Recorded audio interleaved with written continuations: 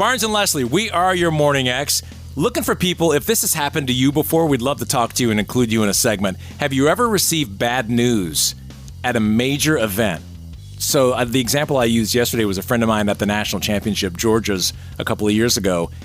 His dad died. And the wife got the news and she waited to share it with him instead of calling him right then. What would you do? Or has that happened to you? Something major when you've been way far away, either like on a trip or at a big event. And I've got one I want to share that happened to me as well. If you have one, 470-741-4999.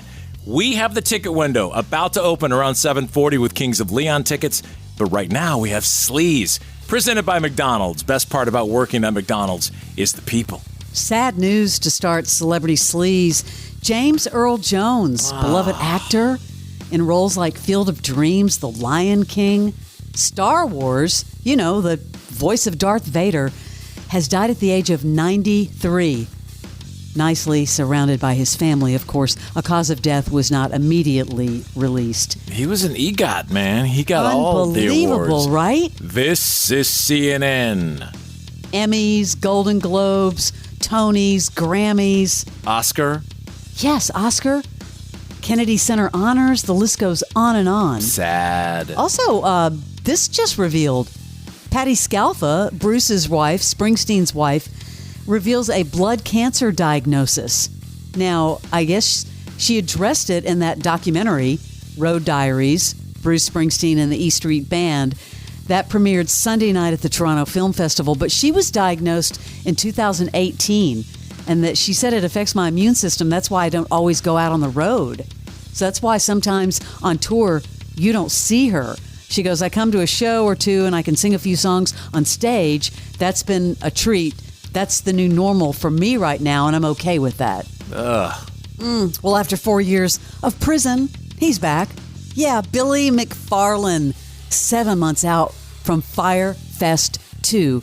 Can you believe this is happening? No. I mean, he owed like $26 million to his investors, but he's moving forward with kind of a half-baked idea. He was on the Today Show giving him press time. Fyre Festival 2 is happening April 25th of 2025, so we're 7.5 months away.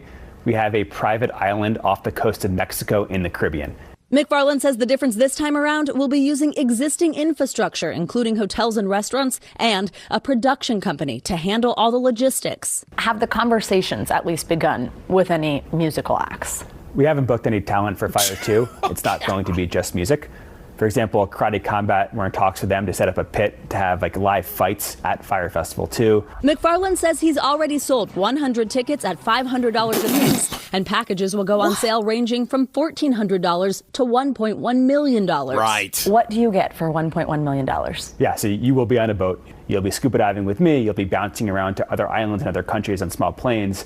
You believe someone will pay $1.1 million for a Fyre Festival 2 experience? So we put applications for the $1 million ticket up a few months ago. We had over 100 people apply. This guy is the biggest narcissist on the planet. If you're that stupid as an artist to sign up for this, who would do it? I think you'll have a bunch of influencers, quote unquote, but that's about it. I think he could get Corey Feldman. Oh, that's a good idea. Who in their right mind?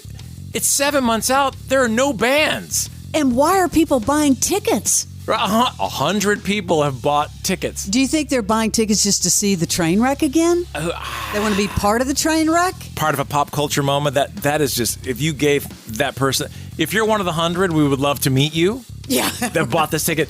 But he's totally BSing. 100 people have applied for the $1 million ticket. Yeah, I don't. Right.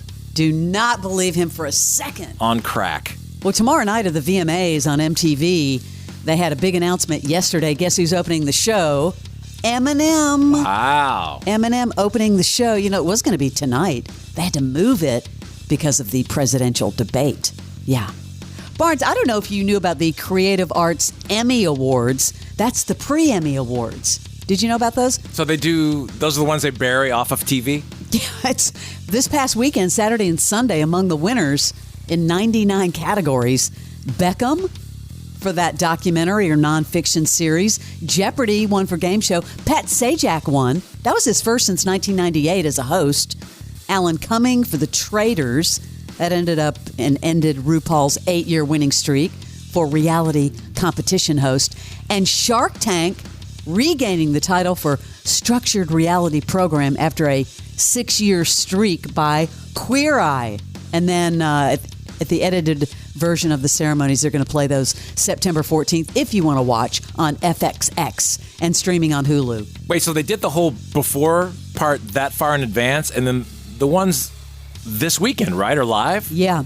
Yes. So these were the pre-pre. Gotcha. I was a little confused by it as well. Emily Armstrong, Emily, who is the new lead singer of Linkin Park. I don't know if you saw this on her Instagram, but she is now responding to criticism over Danny Masterson and her support of him. Here was her Instagram story post. Hi, I'm Emily. I'm new to so many of you, and I wanted to clear the air about something that happened a while back. Several years ago, I was asked to support someone I considered a friend at a court appearance and went to one early hearing as an observer. Soon after, I realized I shouldn't have. I always try to see the good in people, and I misjudged him. I have never spoken with him since. And then she said, unimaginable details emerged, and he was later found guilty, talking about Danny Masterson. But you know who was really critical of her? Lead singer Cedric from the Mars Volta. Yeah, I saw that. His wife Chrissy was one of multiple women that accused Danny Masterson of sexual assault. Oof. So, yeah, he was like, quote, "Do your fans know about your friend Danny Masterson, your rapist friend?"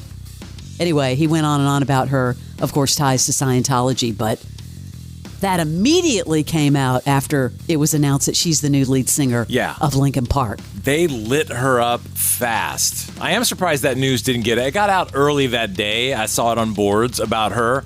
I guess maybe people that were queuing up for that event somehow found out or whatever.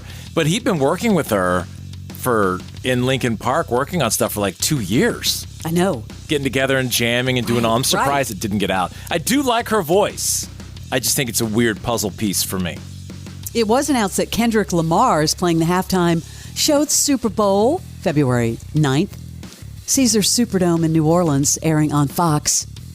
Remember we were talking about Billy Corgan's birthmark and that he, kept it hidden for years?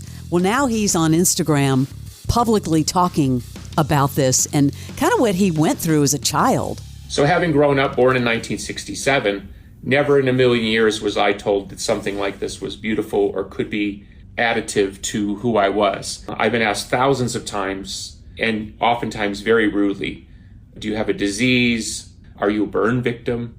And so when you're young, and as anyone would understand, anything that separates you from pack is painful. And so from my earliest memories, people were making fun of me, teasing me. Even today, when I sit, I'll put my right hand over my left hand to cover my hand. I don't wear often short sleeve shirts. You'll find very few photos of me where you can see my birthmark quite clearly.